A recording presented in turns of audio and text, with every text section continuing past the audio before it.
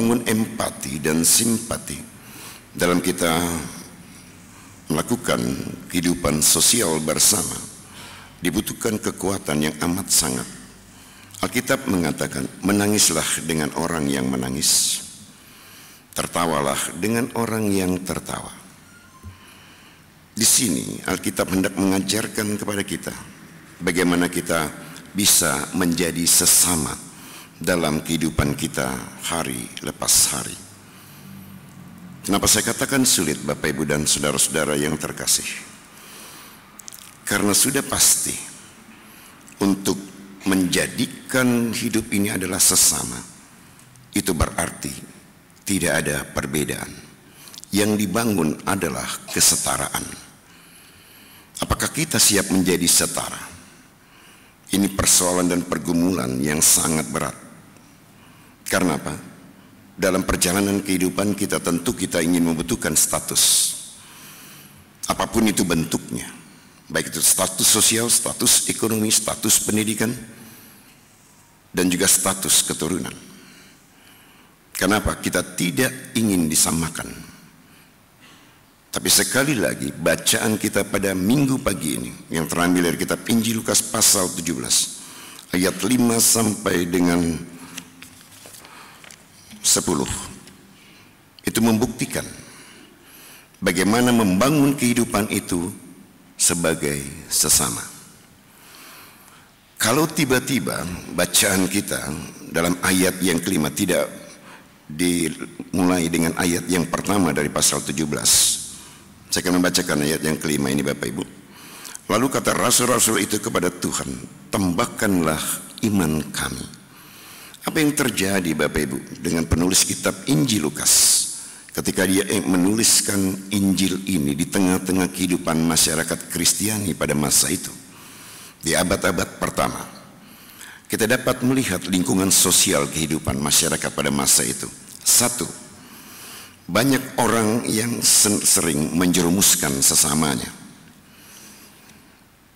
Banyak orang sulit untuk mengampuni kesalahan orang lain. Itu tadi saya katakan di awal, betapa sulitnya menjadi sesama. Baru kalau kita teruskan dalam ayat 7 sampai dengan 10, apa yang disampaikan oleh Yesus. Sekali lagi Bapak Ibu dan saudara-saudara, ayat pasal 17 ayat 1 sampai dengan 10 itu adalah ciri khas Injil Lukas. Bapak Ibu tidak akan temukan di kitab Injil Matius, Bapak Ibu tidak akan temukan di kitab Injil Markus, dan Bapak Ibu tidak akan temukan dalam kitab Injil Yohanes.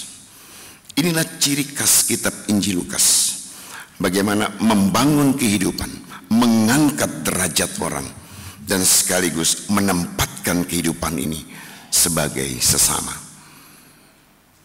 Kalau kita baca ayat 10 dalam bacaan ini, Bapak Ibu, mari kita lihat ini. Demikian jugalah kamu, apabila kamu telah melakukan segala sesuatu yang ditugaskan kepadamu, hendaklah kamu berkata, kami adalah hamba-hamba yang tidak berguna. Kami hanya melakukan apa yang harus kami lakukan.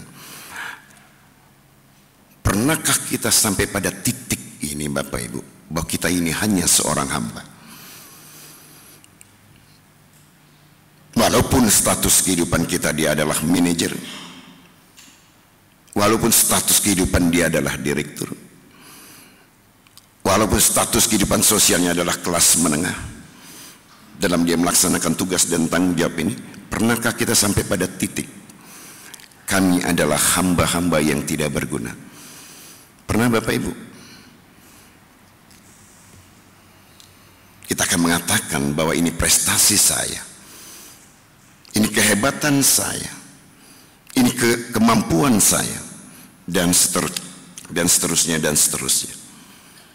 Jarang kita akan menempatkan diri kita pada titik yang terendah. Sekali lagi Bapak Ibu, kalau Petrus mengatakan tambahkanlah iman kami, rasul-rasul maksudnya, tambahkanlah iman kami. Saya tidak usah bercerita tentang biji sesawi, Bapak Ibu jauh lebih tahu dari saya. Tapi kalau iman kita sebesar biji sesawi, maka hal-hal yang tidak mungkin bisa kita lakukan, terutama itu tadi, menjadi sesama. Dan yang kemudian kita mengatakan kami hanyalah seorang hamba. Pernah kita sampai pada titik itu Bapak Ibu? Mari kita renungkan bersama. Kalau tadi kita sudah dihantar salibmu, salibmu yang kumuliakan. Apa yang sih yang kita muliakan? Gambaran tentang salib itu. Apa yang kita muliakan Bapak Ibu? Kerendahan hati, ketulusan, atau apa yang mau kita katakan? Salibmu, salibmu yang kumuliakan.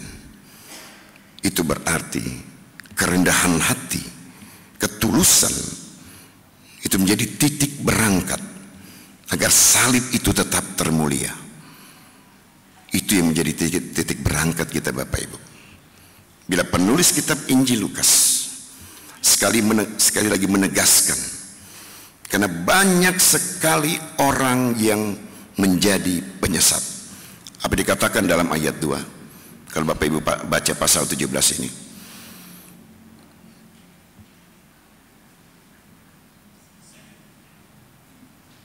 Lebih baik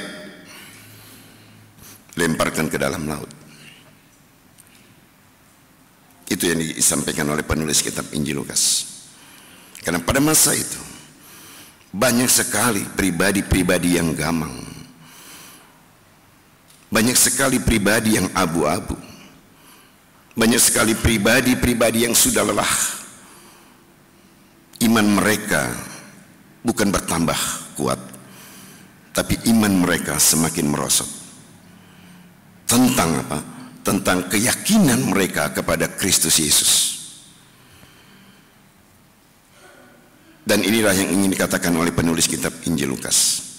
Banyak sekali di antara kita Bapak Ibu, mungkin kita tampangnya bukan penyesat, mungkin tampang kita tampang malaikat, ya kan? Tapi banyak sekali tutur kata, pesan kita pada akhirnya melemahkan keimanan seseorang. Sebagai contoh, udah nggak usah lah, itu banyak yang sudah kerja itu, ngapain kamu ikut-ikut? Banyak sekali kan Bapak Ibu, tanpa kita sadari, yang berbicara mukanya muka malaikat kok.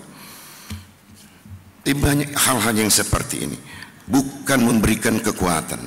Mari membangun kehidupan, mari bekerja bersama. Bukan itu yang kita bangun Bapak Ibu, justru kita melemahkan persekutuan itu sendiri. Apakah ini disebut dengan orang yang mengimani Yesus Kristus? Hanya Bapak Ibu yang tahu. Tapi bacaan kita pada pagi hari ini hendak mengatakan rasul-rasul itu berkata yang jujur, tambahkanlah iman kami. Tentang apa Bapak Ibu? Tentang menjadi sesama. Ayat 4 itu pasti nyebelin Bapak Ibu. Ibu baca saja Bapak Ibu, baca ayat 4 dalam pasal 17, itu nyebelin.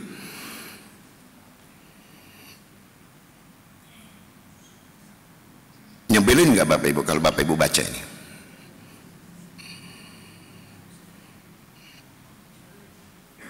Nyebelin kan? Tapi apa yang mau dikatakan oleh Tuhan? Mengampuni. Itu berarti menempatkan orang itu sebagai sesama.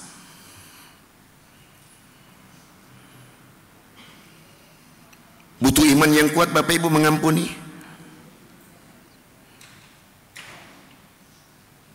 Bagaimana menjadikan orang itu berharga? Butuh iman yang kuat. Jangan kita berbicara tentang sorga Bapak Ibu, terlalu jauh, tanpa kita memperhatikan sekitar kita, tanpa kita bisa berbuat yang terbaik kepada sesama dalam kehidupan ini. Tapi mau kalau matinya rame-rame, diangkat rame-rame, ya kan itu bahasanya kan. Kalau bila bisa kuburannya nggak usah jauh-jauh, nanti kalau diangkatnya sama-sama. Hidup aja nggak akur kok, gimana mau sama-sama? Loh, ini kan pemahaman-pemahaman yang terkadang membuat kita menjadi tidak logis. Mati baru sibuk untuk didekat-dekatkan, hidup dijauh-jauhin. Siapa yang menjadi penyesat, Bapak Ibu? Dalam konteks ini, kita juga, Bapak Ibu, dalam hal yang seperti ini. Tapi bila penulis kitab Injil Lukas menempatkan bahasa para rasul, tambahkanlah iman kami. Para rasul memahami pada saat itu, sesama adalah yang beragama Yahudi. Di luar itu bukan sesama. Makanya bila penulis kitab Injil Lukas mengatakan tambahkanlah iman kami, bahwa hidup itu bukan eksklusif. Hidup itu harus inklusif, terbuka dalam konteks kebersamaan kehidupan ini. Dan bila ayat 7 sampai dengan 10 dibaca dengan baik dan benar, siapa yang punya ART di rumah? Gak usah tunjuk tangan lah, pasti ada yang punya ART. Apakah kita menempatkan ART itu sebagai sesama? Bandingkan dengan ayat yang ke-7 dalam bacaan kita pada pagi hari ini. Bandingkan dengan ayatnya yang ke-7.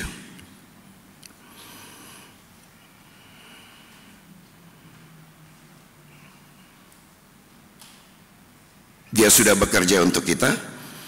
Kita duduk manis di rumah. Sampai di rumah dia juga harus menyiapkan makan dan minuman kita. Di mana nurani kita?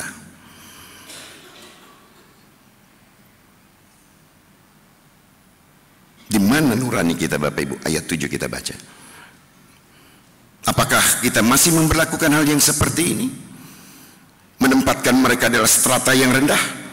Karena kamu adalah pekerja saya, kamu adalah pembantu saya. Dan kemudian kita mengatakan, terima kasih Tuhan atas kehidupan ini. Kita tidak peduli dengan orang yang terdekat. Terus kita mau katakan, salibmu, salibmu yang kumuliakan. Seperti itu Bapak Ibu. Kita koreksi bersama dalam perjalanan kehidupan ini. Kita lihat diri kita bersama,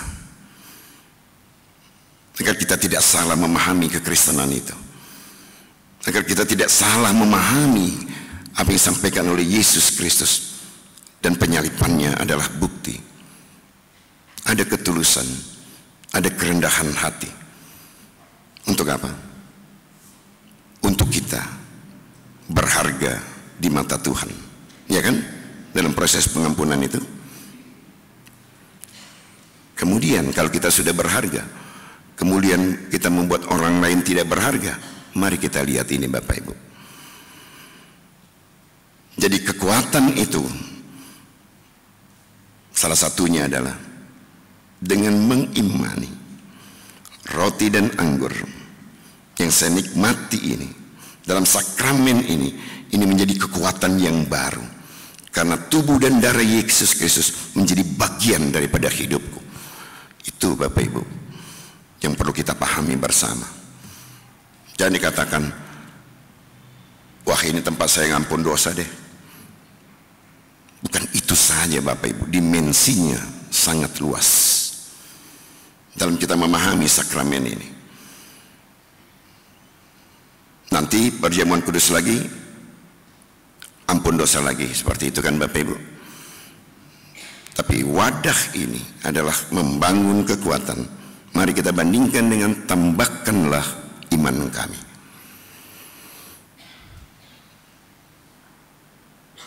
Apakah iman kita sebesar biji sesawi Bapak Ibu, yang diameternya cuma 1 sampai 2 mm?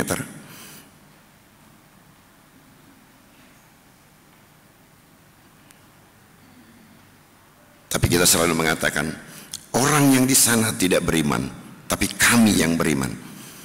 Sampai pada titik itu juga kita Bapak Ibu, terlalu sombong kita, ya kan? Tapi percaya kepada Tuhan sangat rendah. Tapi kita bisa mengatakan, di sana tidak beriman, di sini yang paling beriman. Ini sebuah koreksi kita bersama, untuk kita mengatakan, kami ingin menempatkan diri sebagai sesama dalam konteks perjalanan kehidupan ini. Agar apa? Agar hidup kami menjadi berarti bagi orang lain. Agar hidup kami mampu menghargai orang lain. Agar hidup kami tidak menjadi sombong dan tinggi hati. Dalam konteks ini Bapak Ibu, apa sih yang kita mau sombongkan? Semua adalah pemberian dan karunia Tuhan. Pernah kita sampai pada titik kami adalah hamba-hamba yang tidak berguna untuk mengatakan Tuhanlah yang Maha Agung. Kami hanya melakukan apa yang seharusnya kami lakukan. Kita butuh apresiasi daripada Tuhan Bapak Ibu. Kita butuh penghargaan daripada Tuhan. Lakukanlah. Kami adalah hamba-hamba yang tidak berguna. Tidak usah ditanya. Tuhan akan mengapresiasi ini sebagai bentuk engkau telah menjadi sesama. Amin.